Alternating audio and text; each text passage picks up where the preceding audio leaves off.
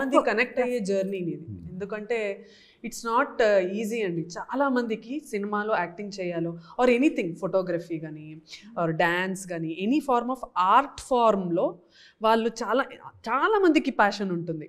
But అందరూ అది pursue చేయలేరు బికాస్ ఆఫ్ రెస్పాన్సిబిలిటీస్. అంటే నైట్ నిద్రలో కూడా కలవరిస్తున్నారు అని చెప్పి వాళ్ళ మమ్మీ నాకు కాల్ చేసి చెప్పింది అన్నమాట.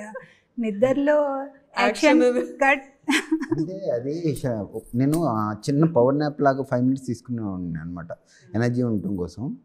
పడుకుని ఆ 1 hourలో అరే నేనేంటి ఇంత టైం పడుకుని పోయాను అని చెప్పి లెగిసి దుప్పట్లో మైక్ ఎత్తికేవాడిని. మైక్ ఎక్కడ ఉంది, మైక్ కనపట్లేదు అనుకునేవాడిని. అమ్మ టీం అందరూ ఏం చేస్తున్నారు అనేవాడిని. క్యారవెన్లో ఉన్నానా ఏంటి, పడుకుని పోయానా అని ఐఎమ్ కాన్షియస్ అనమాట. ఒక 1 minute అయిన తర్వాత అరే కాదు రిలాక్స్ అనుకునేవాడిని.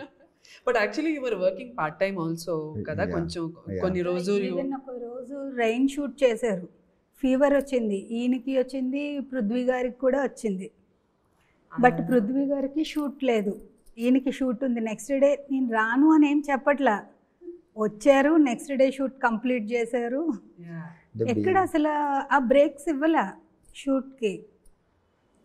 Very inspiring. ఇంకా కళ్ళు ఇబ్బంది వచ్చింది సెకండ్ హాఫ్లో లెన్సెస్ వల్ల.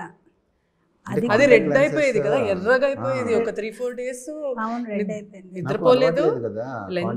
ఆ లెన్స్ మంటుతుంది. అండ్ దానివల్ల 1 month సఫర్ అయ్యాడు.